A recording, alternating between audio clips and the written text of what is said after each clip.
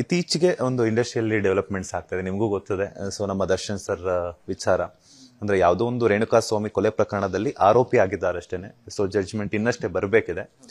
So ಇಷ್ಟು ದಿನ ಕಾಕಿ ಬಟ್ಟೆಯನ್ನ ಧರಿಸಿ ಆನ್ ಸ್ಕ್ರೀನ್ ಅಲ್ಲಿ ಖಡಕ್ ಆಗಿ ಎಲ್ಲರನ್ನ ಒಂದು ಚಾಟಿ ಏಟ್ ಬಿಡಿಸ್ತಿದ್ರು ವಿಲನ್ಗಳೇ. ಬಟ್ ಇವತ್ತೇ ಆರೋಪಿ ಸ್ಥಾನದಲ್ಲಿ ಅವರು ದರ್ಶನ್ ಅವರು ಪೊಲೀಸ್ ಕಸ್ಟಡಿಯಲ್ಲಿ. ಅವ್ರನ್ನ ಈ ರೀತಿ ನೀವು ನೋಡ್ತೀರಾ ಅಂತ ಅನ್ಕೊಂಡಿದ್ರ? ಹಾಗೇನೆ ಆ ತರ ನೋಡಿದಾಗ ಅವ್ರು ನಿಮ್ಗೆ ಏನ್ ಅನ್ಸುತ್ತೆ? ದರ್ಶನ್ ಸರ್ ನಾನು ಅಪ್ಪಟ ಅಭಿಮಾನಿ. ಲೈಕ್ ಈ ತರ ಸುದ್ದಿ ಕೇಳಿದ ತಕ್ಷಣ ನಂಗೆ ತುಂಬಾ ಬೇಜಾರಾಯ್ತು, ಆಗ್ಬಾರ್ದಾಗಿತ್ತು. ಸೊ ಯಾಕಾಯ್ತು ಅನ್ನೋದು ನಮ್ಗೆ ಅದು ಕ್ವಶನ್ ಮಾರ್ಕ್, ಎಷ್ಟೊಂದು ಕ್ವಶನ್ ಮಾರ್ಕ್ಸ್ಗಳು ಬಂದಿದೆ. ಯಾವಾಗ ಈ ತರ ಒಂದು ಲೈಕ್ ಈ ತರ ಆಗಿದೆ ಅಂತ ಗೊತ್ತಾದ್ಮೇಲೆ ಸೊ ಶಿಕ್ಷೆ ಆಗ್ಲೇಬೇಕು, ಅದು ಯಾರೇ ಆಗಿರ್ಲಿ ಶಿಕ್ಷೆ ಆಗ್ಲೇಬೇಕು. ಅಪರಾಧಿಗಳಿಗೆ ಯಾವತ್ತೂ ಅದು ಆಗ್ಲೇಬೇಕು ಶಿಕ್ಷೆ ಅನ್ನೋದು ನನ್ನ ಮಾತು. ಕಾನೂನು ಅಡಿಯಲ್ಲಿ ಯಾರು ದೊಡ್ಡವರಲ್ಲ, ಇಲ್ಲಿ ನಾವೆಲ್ಲ ತಲೆ ಬಾಗ್ಲೇಬೇಕು. ಇನ್ವೆಸ್ಟಿಗೇಷನ್ ನಡೀತಾ ಇದೆ, ಅವ್ರು ಜಸ್ಟ್ ಆರೋಪಿ, ಅಪರಾಧಿ ಅಲ್ಲ. ಸೊ ಇನ್ನು ಬಂದ ಮೇಲೆ ನಾವು ಅದ್ರ ಬಗ್ಗೆ ಮಾತಾಡಿದಾಗ ಕರೆಕ್ಟ್ ಅದು.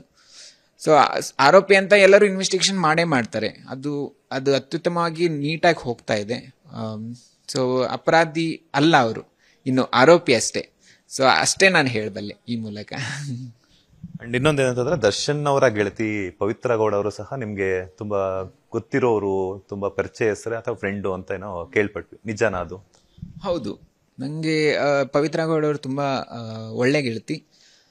ಅಂದ್ರೆ ನಾನು ನೋಡಿರೋ ಪ್ರಕಾರ she is a very good human being. ಯಾರಿಗೂ ಅವರು ಒಬ್ಬರಿಗೂ ದ್ರೋಹ ಮಾಡದೇ ಇರೋಂಥ ವ್ಯಕ್ತಿ ಅವರು, ನಾನು ನೋಡಿರೋ ಪ್ರಕಾರ. ಸೊ ಈ ತರ ಆಪಾದನೆಗಳನ್ನ ಕೇಳಿ ಬಂದಾಗ ನನಗೆ ನಿಜವಲ್ಲ ಆಯ್ತಾ, ನಿಜವಲ್ಲೂ ಈ ಒಂದಿದ್ರಲ್ಲಿ ಇವರು ಪಾಲ್ದಾರ್ ಇದಾರೆ ಅನ್ನೋದೊಂದು ಕ್ವಶನ್ ಮಾರ್ಕ್ ಬಂದಿದೆ ಆಕ್ಚುಲಿ. ಸೊ ಅವರು ಆರೋಪಿ ಅಷ್ಟೇ ನಾನು ಹೇಳಿರೋ ಪ್ರಕಾರ, ಇನ್ನು ಅಪರಾಧಿ ಅಲ್ಲ. ಇನ್ನು ಇನ್ವೆಸ್ಟಿಗೇಷನ್ ಎಲ್ಲ ನಡೀತಾ ಇದೆ. ಸೊ ಎಕ್ಸಾಂಪಲ್, ಇವಾಗ ನಿಮ್ಮನಲ್ಲೇ ಒಂದು ಹೆಣ್ಮಗಳಿಗೆ ಯಾರಾದರೂ ಏನಾದ್ರು ಕೆಟ್ಟದಾಗಿ ಮೆಸೇಜ್ ಮಾಡಿದ್ರು, ಏನಾದರೂ ಹೇಳಿದಾಗ ಸೊ ಅವ್ರು ಯಾರಿಗೆ ಹೇಳ್ಬೇಕು ಹೇಳಿ? ಮನೆಯವ್ರಿಗೆ ಹೇಳ್ಬೇಕಾಗುತ್ತೆ ಅಲ್ವಾ? ಸೊ ಆ ಕೆಲಸನ ಅವ್ರು ಮಾಡಿದಾರೆ ಅಷ್ಟೇ. ಸೊ ಅದಾದ್ಮೇಲೆ ಏನಾಗಿದೆ, ಏನ್ ಬಿಟ್ಟಿದೆ, ಅದೆಲ್ಲ ತನಿಖೆ ಆಗ್ತಿದೆ ಈಗ. ಅದ್ರ ಬಗ್ಗೆ ನಾನು ಸೊ ತಪ್ಪು ಯಾರು ಮಾಡಿದ್ರು ಅದು ತಪ್ಪೇ, ಅದು ಇವನ್ ಯಾರು ತಪ್ಪಿಸ್ಕೊಳ್ಳೋಕ್ಕೂ ಆಗಲ್ಲ. ಸೊ ಹಾಗಾಗಿ ನಾನು ಕಂಡಂತೆ ಪವಿತ್ರ ಗೌಡ ಅವರು ತುಂಬಾ ಒಳ್ಳೆ ವ್ಯಕ್ತಿ. ಸೊ ಅವ್ರ ಕರಿಯರ್ ನೋಡ್ಕೋಬೇಕು, ಅವರು ಬುಟಿಕ್ನ ಚೆನ್ನಾಗಿ ನಡೆಸ್ಬೇಕು, ಆ ಥರ ವರ್ಕ್ ಮಾಡಿದವರು.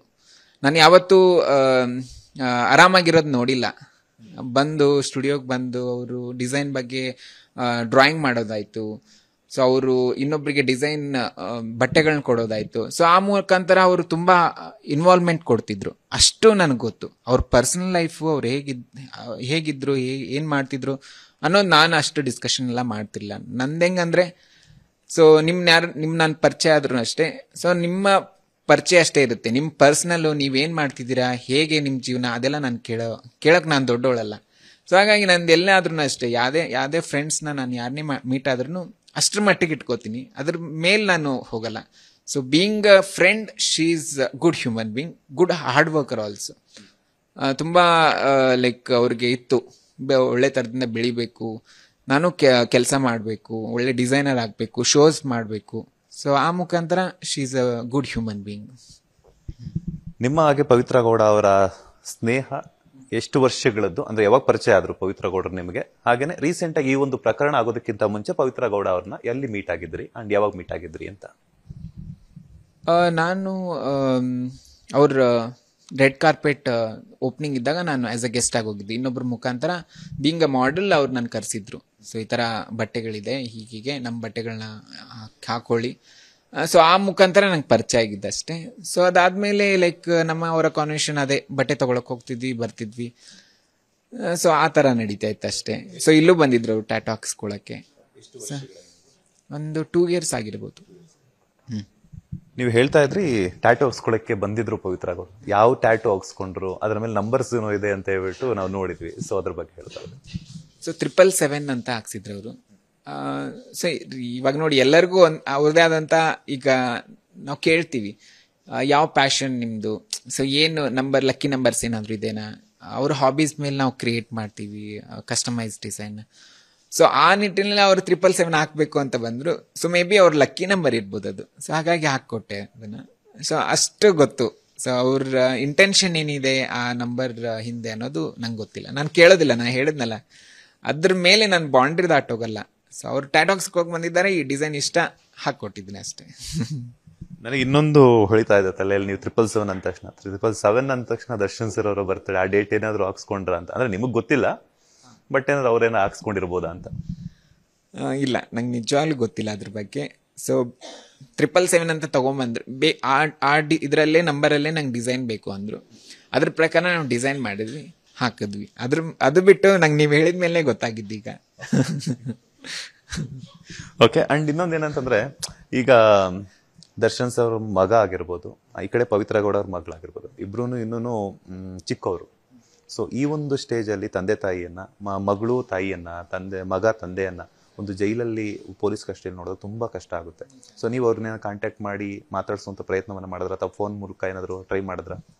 ಇಲ್ಲ, ನಾನು ಮಾತಾಡಿಲ್ಲ. ಸೊ ಬಟ್ ನಾನು ಕೇಳ್ಪಟ್ಟೆ, ಅವ್ರು ನೋಡಿ, ಅವ್ರು ಏನು ತಪ್ಪೇ ಮಾಡಿಲ್ಲ.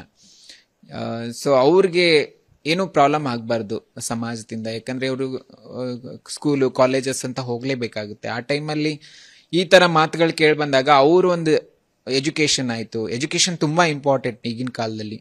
ಸೊ ನಾವೇನೇ ಆಗಲಿ, ಎಜುಕೇಶನ್ ಇದ್ರೆ ಎಲ್ಲ ತರನು ನಾವು ಲೈಕ್ ಪವರ್ಫುಲ್ ಆಗಿರ್ಬೋದು. ಸೊ ಹಾಗಾಗಿ ಅಲ್ಲಿ ತೊಂದರೆಗಳಾಗಬಾರ್ದು. ಸೊ ಯಾರೋ ಹೀಯಾಳಿಸಿ ಕೇಳೋದು, ಟ್ರೋಲ್ ಮಾಡೋದು, ಅವ್ರನ್ನ ಇಟ್ಕೊಂಡು ಟ್ರೋಲ್ ಮಾಡೋದು, ಅದು ಸರಿ ಅನ್ನಿಸ್ತಾ ಇಲ್ಲ. ಯಾರ ಮನೆಯಲ್ಲಿ ಆ ಥರ ಆದರೂ ಅದು ತಪ್ಪೇ. ಅದು ನಿಮ್ಮನೇಲಾದ್ರೂ ಅಷ್ಟೇ, ನಮ್ಮನೇಲಾದ್ರೂ ಅಷ್ಟೇ. ಸೊ ಹಾಗಾಗಿ ಆ ಥರ ತಪ್ಪುಗಳನ್ನ ಮಾಡಕ್ ಹೋಗ್ಬೇಡಿ. ಇನ್ನೂ ಜಡ್ಜ್ಮೆಂಟ್ ಬಂದಿಲ್ಲ, ಏನೂ ಬಂದಿಲ್ಲ. ಅದನ್ನ ಬಿಟ್ಟು ಅವ್ರನ್ನ ನೀವು ಅಟ್ಯಾಕ್ ಮಾಡೋದು it's not a right thing. ಮಕ್ಕಳಿಗೆ ತಲೆ ಕೆಡ್ಸ್ಕೊಳಕ್ ಹೋಗ್ಬೇಡಿ. ಯಾಕಂದ್ರೆ ಇದು ಆಪಾದನೆ ಬಂದಿದೆ ಅಂದ್ರೆ ಅದು ಅಕಸ್ಮಾತ್ ಆಗು ಬಂದಿರ್ಬೋದು, ಇಂಟೆನ್ಷನ್ ಬಂದಿರ್ಬೋದು. ಇನ್ನೂ ನಮ್ಗೆ ಏನು ಕ್ಲಿಯಾರಿಟಿಯಾಗಿ ಗೊತ್ತಿಲ್ಲ. ಸೊ ಇನ್ವೆಸ್ಟಿಗೇಷನ್ ನಡೀತಾ ಇದೆ. ಕಾನೂನಿಂದ ಏನು ಬರುತ್ತೋ ಅದು ನಾವೆಲ್ಲ ತಗೊಳ್ಳೇಬೇಕು. ಸೊ ಸ್ಟ್ರಾಂಗ್ ಆಗಿರ್ರಿ, ಯಾವುದಕ್ಕೂ ತಲೆ ಕೆಡ್ಸ್ಕೊಳ್ಬೇಡ್ರಿ. ಸೊ ಅಷ್ಟು ಹೇಳಕ್ಕೆ ನಾನು ಹೇಳ್ಬೋದು. Thank you so much. ಇಷ್ಟೊತ್ತು ನಮ್ಮ ವಿಸ್ತಾರ ನ್ಯೂಸ್ ಜೊತೆ ನಿಮ್ಮ ಆಫ್ಟರ್ ಬಿಗ್ ಬಾಸ್ ನಂತರ ಒಂದು ಸಿನಿ ಜರ್ನಿಯ ಬಗ್ಗೆ ಆಗಿರ್ಬೋದು, ಲೈಫ್ ಸ್ಟೈಲ್ ಬಗ್ಗೆ ಆಗಿರ್ಬೋದು ಶೇರ್ ಮಾಡೋದಕ್ಕೆ ಒಳ್ಳೆದಾಗ್ಲಿ. All the best. ಇದಿಷ್ಟು ಬಿಗ್ ಬಾಸ್ ಸ್ಪರ್ಧಿ ಹಾಗೇನೆ ನಟಿಯಾಗಿರುವಂತಹ ನೀತು ವನಜಾಕ್ಷಿ ಅವರ ಮಾತು. ಕ್ಯಾಮ್ರಾ ಪರ್ಸನ್ ಪ್ರತಾಪ್ ಜೊತೆ ಮಂಜುನಾಥ್ ಶ್ರೀನಿವಾಸ್, ವಿಸ್ತಾರ ನ್ಯೂಸ್, ಬೆಂಗಳೂರು.